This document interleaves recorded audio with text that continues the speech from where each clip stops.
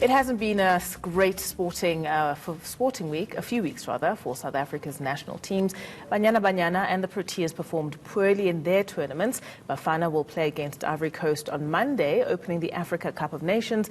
The Springboks will also soon be leaving for England to prepare for the World Cup. Now, to discuss whether our national teams get enough technical and structural support in order to compete at an international level, we are joined via Skype by sports psychologist Dr. Ken Jennings, and of course my colleague and anchor Ronald Masinda is also with me in studio. And I guess fundamentally what I'd like to start with is take a look at it from this perspective. What determines a national team's or national professional team's fortunes, right? Aside from Banyana Banyana, we are assuming that all these teams that we've just mentioned, the Proteas, Bafana, are getting that structural support. They are in training. They're getting the requisite money or reimbursements. They also have the time to put into not just refining their skills, but in terms of their health and fitness. Let's start with you, Ronald. What is it that determines a national team's fortunes? Look, if we talk about South African sport, Refilio, we have to look way back when just a year when South Africa became a new democracy, when the Springboks won the William Webb Ellis Trophy in Ellis Park, the World Cup, and then a year later, Bafana winning the AFCON also on home soil. And I think the sense of expectation for South African fans really started there. And throughout the years, major tournaments, South Africa, so much expected of them to do well and not really living up to those expectations. And as you mentioned, there are a variety of factors that one can look at, perhaps on the administration side. Not a lot of people tend to talk about the challenges that our administrators face, whether it's financially or just knowing about what's needed for our athletes to perform at the highest level. So those are some of the issues. And also another issue we're forgetting is that we are forgetting that our sports stars are human beings after all. I mean, they are living in a South African society, plagued by so many social ills, plagued by a weak economy that might affect their sporting, performance or progress. And there's so many factors leading up to a sportsman or woman not performing at the highest level. And when you talk about the best countries in world sport, you talk about countries that have the best infrastructure, the best financial support, and so many factors that bode well for them to perform at the highest level. Well, let me bring in Dr. Ken Jennings. As a sports psychologist, you are at the coalface of this. What does determine a team's fortunes on the global stage? No, I think what Ronald was saying is actually there's a lot of value in that, in the sense of I think there are a lot of factors that we need to consider, and I suppose the challenge is to try and identify what some of those factors are, and then as best as possible to deal with them. So the fundamental question is, given our resources, given our infrastructure as it is now, given our personnel, given our coaches, do we believe or feel that our teams are performing to their potential? So I think that's... And how do we determine that? Well, I think if you have a look, and there are a couple of guidelines. So if you have a look historically, one can say, okay, if you map the performance of the teams over time, what is unfolding for that particular team? And I think our three major team sports, so it's cricket, rugby, and football or soccer, are fundamentally our main national teams, and they are getting the most financial support. So if you map them, and I think Ronald was making that point, if you map them over time, what is unfolding for them? And then you can compare it to, let's say, if you look at the Cricket World Cup, if you look at a team like Bangladesh, and you map them over time, you can see that there's a sense of an uptrend with Bangladesh, despite the fact that it's a very poor country, despite the fact that historically they've come from maybe a place as a team where they weren't even a test playing nation, say 6-7 years ago. So which begs the question in our South African context that we are not necessarily coming from a Bangladesh type of context, if we're going to compare. Is it a matter of strength, grit, a lack of grit, lack of follow-through? What is it that we're lacking specifically in our context? Because, of course, we do have resources. Where is the mismatch then with our aspirations and our performances?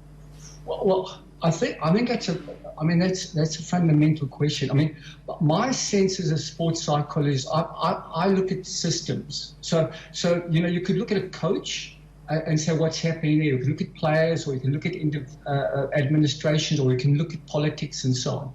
But if you consider the wholeness of what's happening, my feeling is sport is embedded in a culture, in a society, with political, economic dynamics. Okay, and sport actually reflects where a nation is, or the struggles of a nation. So, for example, if you have a look, if we just take different sports in different sort of societies or cultures, if you look at the German football team, they're very methodical, very disciplined, very ordered. And that's also a reflection of the society that sporting code exists in. If you look at the West Indian cricket, they're very flamboyant, and tomorrow doesn't matter, and let's enjoy today. And their cricket reflects that type of attitude. Now in South Africa, my feeling is that we are struggling with an integrative process. Okay. Our strength as a country is our diversity, but I also think that that's our weakness or our challenge, is how do we bring the diversity of who we are into a unified vision, a unified focus. And that's why I think we see in terms of our team sports how we struggle on the world stage, especially when the stress of competition starts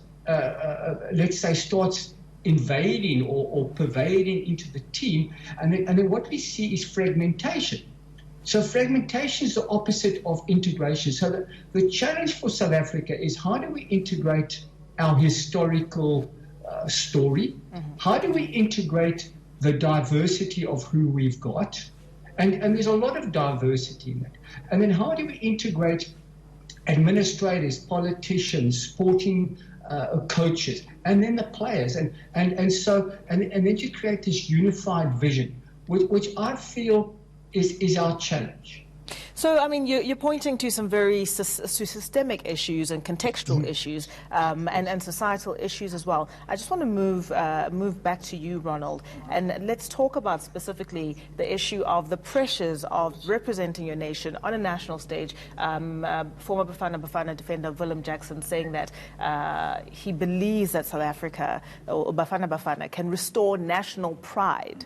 Right? So one team restoring national pride on a global stage. As a reporter, I mean, as a journalist, a sports journalist, terms like that are thrown around quite often.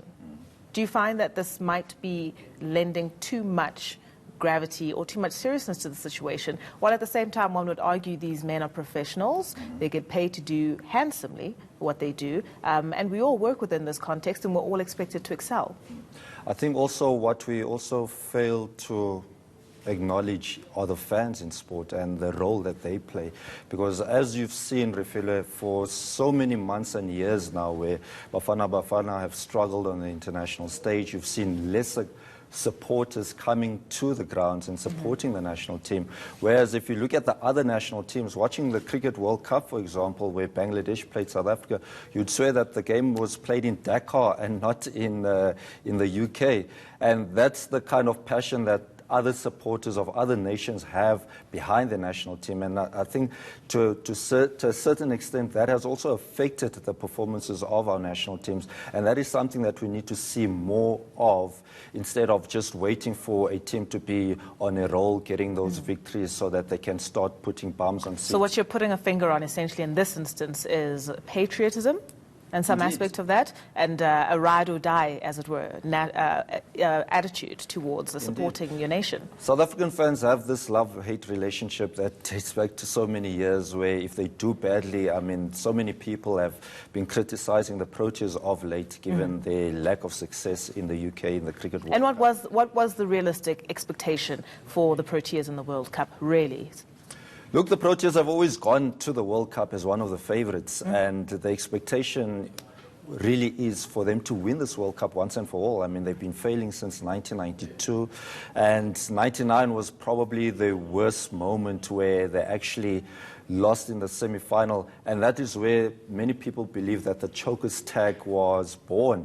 Absolutely. And from then on, things just went from bad to worse for the Proteas, where they've gone in fact, they've gone into some tournaments as the #1 ranked team in the world. This tournament, they've gone in as the #3 ranked team in the world, and they've simply not lived up to expectation. And the way they've lost, I mean, the last game against New Zealand, where they've made numerous errors, and should they've won that game, they would have been still well into the tournament. They're not completely out of the semi-final contention, but it will take a huge mountain to climb and a lot of luck for them to reach the semi-final. But looking at other national teams, the Springboks, yes, they are the two-time world champions, but also them as well, they've certainly lost their way over the years, especially under the Alistair Coetzee era. It will be interesting to see what Rassie Erasmus brings to the table when the World Cup is played in Japan. They'll go in as favorites. But I could never understand why there's so many high expectations over Bafana Bafana. I mean, a lot of people believe that they really should be winning the Africa Cup of Nations. They've been struggling for some time to even qualify for such tournaments. So qualifying for a tournament should be a good enough, performance for them. Something to spur you on. Yeah, so I think supporters need to be more behind the team instead of just sitting and being critics. Yeah. Well, let's bring in Dr. Ken Jennings. Let's deal with choking, the phenomenon of choking or being dogged by your past losses or your past injuries. What is that about, and how do you deal with it in your own work as a sports psychologist? Look, the phenomenon of choking is a historical phenomenon. In other words, there was a past event where maybe the team was expected to win and it didn't. And because of that, the next tournament has an added pressure to it. And also almost like a sort of a pressure of having to right the wrong that was in the last tournament. And so if you have this accumulation or this ongoing phenomenon, the very next team that has to go to the next tournament is always then having to deal with a historical loss or failure. And that's the phenomenon of choking. It's a self-fulfilling prophecy, and it's a mental thing. And also, it doesn't matter who is in the team. In other words, even players who were not in the past, let's say, tournament or championship, and they're now in this championship, a lot of the sort of view is, well, those players never experienced a loss. But it's not like that. A choking phenomenon is like a haunted house. So it doesn't matter, when the sun goes down, whoever is in that house has got this phenomenon of that we're going to be haunted. Yeah, and very quickly before we go to break, how do you, when you're in that locker room and you're dealing with those sportsmen, for instance, what is it that you tell them? So you've diagnosed the issue, unpack why they're experiencing this problem. How do you go about dealing with it? Well, you have to remain in the present moment, and part of remaining in the present moment is not to panic in that very moment of your decision making in this particular match. So it's to do with obviously your strategy at that particular moment, and if players can remain in that process, that very moment that they're in, and not to get overwhelmed by the expectation of we are close to winning now.